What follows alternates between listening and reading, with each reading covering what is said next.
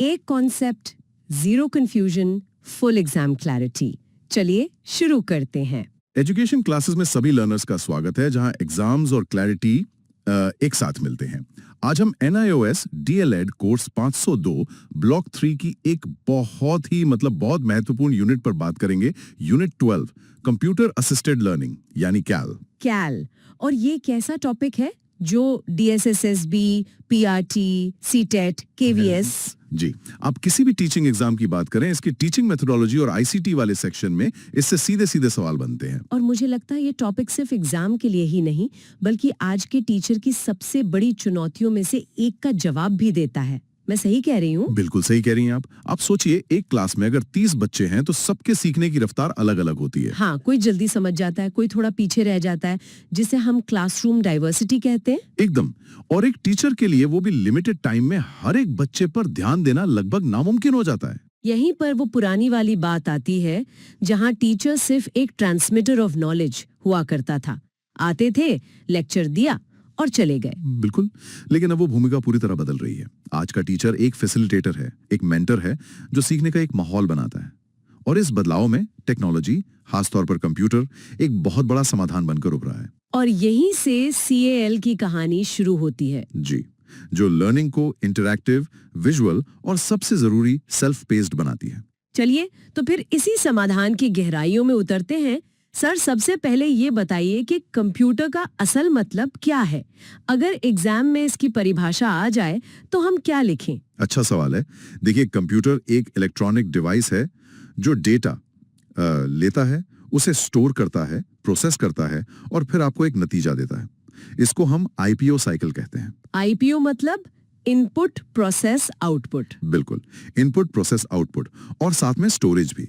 जैसे कीबोर्ड से marks type करना इनपुट है, और CPU उन मार्क्स का औसत निकालेगा, वो प्रोसेस हो गया। एकदम सही। और जब नतीजा स्क्रीन पर दिखेगा, वो हो गया आउटपुट। तो एग्जाम के लिए याद रखिए, कंप्यूटर एक डेटा प्रोसेसर है जो कच्चे डेटा को सार्थक जानकारी में बदलता है। ठीक है, पर कंप्यूटर के अंदर ऐसा क्या है जो ये सारे काम कर लेता है? मतलब इसका दिमाग कहाँ है? कंप्यूटर का दिमाग है CPU, यानी सेंट्रल प्रोसेसिंग यूनिट। CPU। हाँ, और इस CPU के भी दो हिस्से हैं। एक है ALU, अरिथमेटिक लॉजिकल यूनिट, जो सारे गणित वाले काम जैसे जोड़, घटाव और तुलना करता है। और दूसरा है CU, यानी कंट्रोल यूनिट। ये एक मैनेजर की तरह है, जो सारे ऑपरेशंस को स्टेप बाय स्टेप कंट्रोल करता है कि कब क्या करना है। अच्छा, तो एग्जाम के लिए ये फैक्ट हुआ कि CPU is equal to ALU plus CU, और CPU ही कंप्यूटर का दिमाग है। बिल्कुल। सर, एक और कंफ्यूजन है जो हमेशा रहता है, हार्डवेयर और सॉफ्टवेयर। इसे आसान भाषा में कैसे समझें? देखिए, बहुत सिंपल है। हार्डवेयर कंप्यूटर का शरीर है, वो फिजिकल पार्ट्स जिन्हें आप छू सकती हैं, जैसे मॉनिटर, कीबोर्ड, माउस। जी। और सॉफ्टवेयर उसकी आत्मा है, मतलब वो निर्देश या प्रोग्राम्स जो इस शरीर को बताते हैं कि करना क्या है। इन्हें आप छू नहीं सकती। जैसे MS वर्ड या कोई एजुकेशनल गेम। एकदम। और ये समझना एक टीचर के लिए इसलिए जरूरी है क्योंकि जब आप कोई एजुकेशनल सॉफ्टवेयर चुनते हैं तो आपको पता होना चाहिए कि आपके स्कूल के हार्डवेयर यानी कंप्यूटर उसे चला भी पाएंगे या नहीं। अच्छा, क्या सभी कंप्यूटर एक जैसे होते हैं? स्कूलों में कौन सा इस्तेमाल होता है? नहीं, मुख्य रूप से 4 प्रकार हैं। पहला है माइक्रो कंप्यूटर, जो हमारा पर्सनल कंप्यूटर या डेस्कटॉप होता है। स्कूलों में यही इस्तेमाल होता है। Okay, micro computer. फिर आते हैं मिनी कंप्यूटर, मेन फ्रेम, जो बैंकों में इस्तेमाल होते हैं। और सबसे शक्तिशाली सुपर कंप्यूटर, जो मौसम की भविष्यवाणी जैसे कामों में यूज होते हैं। जी। सर, एक और बहुत कॉमन कंफ्यूजन है, लोग अक्सर इंटरनेट और वर्ल्ड वाइड वेब को एक ही चीज समझ लेते हैं। क्या इनमें कोई फर्क है? हाँ, और ये बहुत जरूरी सवाल है। इसे एक एनालॉजी से समझिए। इंटरनेट समझिए कि एक सड़कों का विशाल नेटवर्क है जो पूरी दुनिया में फैला है। ठीक है, इंटरनेट मतलब सड़कें। और वर्ल्ड वाइड वेब यानी वेब उस सड़क पर बनी लाखों करोड़ों दुकानें, घर और लाइब्रेरी है जहां जानकारी रखी है, मतलब वेबसाइट्स। वाह, मतलब इंटरनेट सड़क है और वेब उस पे बनी दुकानें। अब ये कभी नहीं भूलेगा। आप सड़क यानी इंटरनेट का इस्तेमाल दुकान यानी वेब तक पहुंचने के लिए करती हैं। चलिए, तो अब जब हमारी बुनियाद पक्की हो गई है तो आते हैं मेन टॉपिक पर। ये कंप्यूटर असिस्टेड लर्निंग या कैल असल में है क्या? इसका मतलब सिर्फ बच्चों को कंप्यूटर के सामने बिठा देना तो नहीं है? बिल्कुल नहीं, ये सबसे बड़ी गलतफहमी है। कैल की सही परिभाषा है शिक्षण अधिगम प्रक्रिया में लर्निंग की क्वालिटी को बढ़ाने के लिए कंप्यूटर का एक रणनीतिक इस्तेमाल करना। यहाँ रणनीतिक शब्द पर जोर है। जी, और इसका सबसे बड़ा और सबसे शक्तिशाली फायदा है इमीडिएट फीडबैक, यानी तुरंत प्रतिक्रिया। तुरंत फीडबैक। हाँ, सोचिए एक बच्चा गणित का सवाल हल करता है।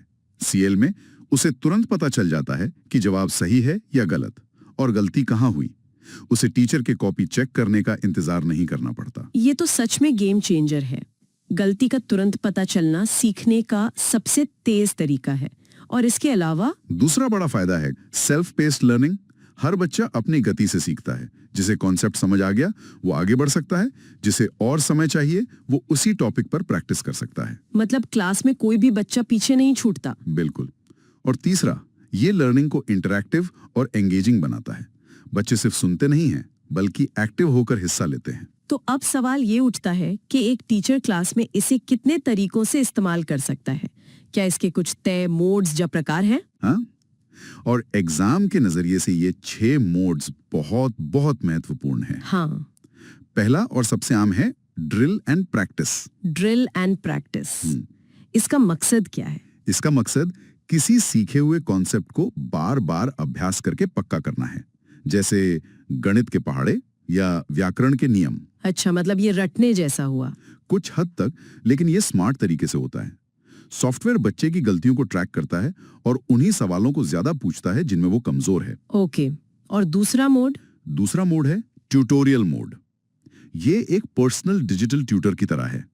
ये स्टेप बाय स्टेप नया कॉन्सेप्ट सिखाता है, उदाहरण देता है और फिर बच्चे की समझ को जांचने के लिए सवाल पूछता है। ठीक है, एक प्रैक्टिस के लिए और दूसरा नया कुछ सिखाने के लिए। आगे क्या है? तीसरा है डेटा एनालिसिस। चौथा और बहुत ही दिलचस्प मोड है सिम्युलेशन। इसमें वास्तविक जीवन की किसी स्थिति का एक आर्टिफिशियल मॉडल कंप्यूटर पर बनाया जाता है। सिम्युलेशन जैसे कि कोई साइंस एक्सपेरिमेंट? बिल्कुल। इसका इस्तेमाल तब होता है जब असली एक्सपेरिमेंट बहुत महंगा हो या खतरनाक हो या उसमें बहुत ज्यादा समय लगता हो। अच्छा, जैसे ज्वालामुखी फटने का प्रोसेस कंप्यूटर पर दिखाना। एकदम। बच्चे बिना किसी खतरे के उसे समझ सकते हैं। लेकिन सर, यहाँ एक सवाल आता है, क्या इससे बच्चे असली दुनिया से दूर नहीं हो जाएंगे? क्या उन्हें असली लैब का अनुभव मिलना जरूरी नहीं है? ये एक बहुत ही जरूरी सवाल है। देखिए, सिमुलेशन असली अनुभव का विकल्प नहीं है बल्कि उसका पूरक है, उसका सप्लीमेंट है। अच्छा। इसका मकसद बच्चों को पहले एक सुरक्षित माहौल में कॉन्सेप्ट से परिचित कराना है। एक बार जब वे कंप्यूटर पर समझ जाते हैं कि क्या होगा, तब वे टीचर के निगरानी में असली एक्सपेरिमेंट ज्यादा आत्मविश्वास से कर सकते हैं। ये बहुत तार्किक बात है। और बाकी के 2 मोड्स कौन से हैं? पांचवा है मॉडलिंग, जो सिमुलेशन का ही एक एडवांस्ड रूप है। और छठा है इंफॉर्मेशन स्टोरेज एंड रिट्रीवल, जैसे स्कूल मैनेजमेंट सॉफ्टवेयर, जहां हजारों छात्रों का रिकॉर्ड मैनेज किया जाता है। तो ये 6 मोड्स तो बहुत शक्तिशाली टूल्स हैं, लेकिन सिर्फ टूल होने से तो काम नहीं चलता। एक टीचर को इसे क्लास में लागू करने के लिए क्या प्लानिंग करनी चाहिए? आपने बिल्कुल सही नब्ज पकड़ी है। बिना सही प्लानिंग के सबसे अच्छा सॉफ्टवेयर भी बेकार है। इसके 4 सरल स्टेप्स हैं। पहला, उद्देश्य निर्धारित करें कि आप सिखाना क्या चाहती हैं। ओके। दूसरा, उपलब्धता पहचानें, आपके पास कितने कंप्यूटर हैं, कितना समय है। तीसरा, अपने उद्देश्य के हिसाब से सही मोड चुनें। और चौथा स्टेप? चौथा और सबसे महत्वपूर्ण स्टेप है कार्यान्वयन रणनीति, मतलब आप इसे क्लास में असल में लागू कैसे करेंगी। और यहाँ 3 मुख्य रणनीतियां काम आती हैं। अच्छा, तो वो कौन सी रणनीतियां हैं? पहली है लेक्चर स्ट्रेटजी। ये तब काम आती है जब आपके पास सिर्फ एक कंप्यूटर और एक प्रोजेक्टर हो। टीचर कंप्यूटर पर कुछ दिखाता है और पूरी क्लास एक साथ देखती है। ये तो संसाधनों की कमी का एक अच्छा समाधान है। और जब कंप्यूटर थोड़े ज्यादा हो, तब हम दूसरी रणनीति यानी सहयोगी स्ट्रैटेजी का इस्तेमाल करते हैं। इसमें 4-5 बच्चों का एक ग्रुप एक कंप्यूटर पर मिलकर काम करता है। इसे 4.1 अनुपात भी कहते हैं। अच्छा, ये तो टीम वर्क और कम्युनिकेशन स्किल्स भी सिखा रही है। बिल्कुल। ये सिर्फ एक मजबूरी नहीं बल्कि एक पेडागोजिकल टूल भी है जो पीयर लर्निंग को बढ़ावा देता है। बेहतरीन। और सबसे आदर्श स्थिति क्या होगी? सबसे आदर्श स्थिति है तीसरी रणनीति, सेल्फ रेगुलेटरी स्ट्रैटेजी। इसमें हर छात्र के पास अपना कंप्यूटर और हेडफोन होता है, यानी 1.1 का अनुपात। ये कंप्यूटर लैब के लिए सबसे आइडियल स्ट्रैटेजी हुई। जी, क्योंकि इसमें हर बच्चा सचमुच अपनी गति और जरूरत के हिसाब से सीखता है। लेकिन क्या इसमें बच्चे एक दूसरे से बिल्कुल अलग थलग नहीं पड़ जाएंगे? ये एक जायज चिंता है। इसीलिए इस स्ट्रैटेजी में टीचर का रोल और भी बढ़ जाता है। टीचर अब लेक्चरर नहीं बल्कि एक गाइड है जो घूम घूम कर हर बच्चे को व्यक्तिगत रूप से मदद करता है। मतलब टेक्नोलॉजी टीचर को रिप्लेस नहीं कर रही बल्कि उसे और ज्यादा शक्तिशाली बना रही है। एकदम सही कहा आपने। वाह, ये पूरी चर्चा बहुत ही व्यवहारिक और स्पष्ट रही है। चलिए एग्जाम से पहले एक बार जल्दी से इस यूनिट के सबसे जरूरी की पॉइंट्स को दोहरा लेते हैं। जरूर। तो अगर मैं संक्षेप में कहूं तो सबसे पहली बात, कंप्यूटर एक डेटा प्रोसेसर है। सही, और उसका दिमाग है सीपीयू जिसके दो हिस्से हैं, ALU और CU। बिल्कुल। दूसरी बात, स्कूलों में माइक्रो कंप्यूटर इस्तेमाल होते हैं। तीसरी और बहुत महत्वपूर्ण बात, सिमुलेशन मोड का इस्तेमाल खतरनाक या महंगे एक्सपेरिमेंट्स को सुरक्षित तरीके से सिखाने के लिए होता है। बहुत बढ़िया। और कंप्यूटर लैब के लिए सबसे आदर्श स्ट्रेटजी है सेल्फ रेगुलेटरी, यानी 1:1 एकदम सही।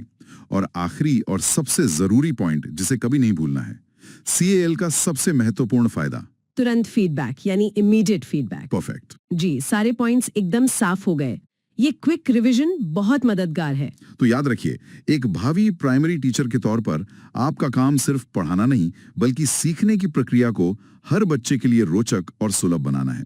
CALA एक शक्तिशाली टूल है जो आपको क्लास के हर बच्चे तक पहुंचने में मदद करेगा। बिल्कुल, टेक्नोलॉजी का सही इस्तेमाल ही एक टीचर को एक स्मार्ट और प्रभावी टीचर बनाता है। सही कहा। अब जाते जाते सभी लर्नर्स के लिए एक सवाल। सोचिए, आप अपनी क्लास में इतिहास का एक मुश्किल कॉन्सेप्ट जैसे कि सिंधु घाटी सभ्यता का शहर नियोजन, इसे समझाने के लिए CAL के कौन से मोड का इस्तेमाल करेंगे और कैसे? इस पर विचार जरूर कीजिएगा। अच्छे से रिवीजन करें। अगर इससे आपकी मदद हुई तो एजुकेशन क्लासेस को लाइक करें, सब्सक्राइब करें और कमेंट में लिखें रेडी फॉर नेक्स्ट टॉपिक।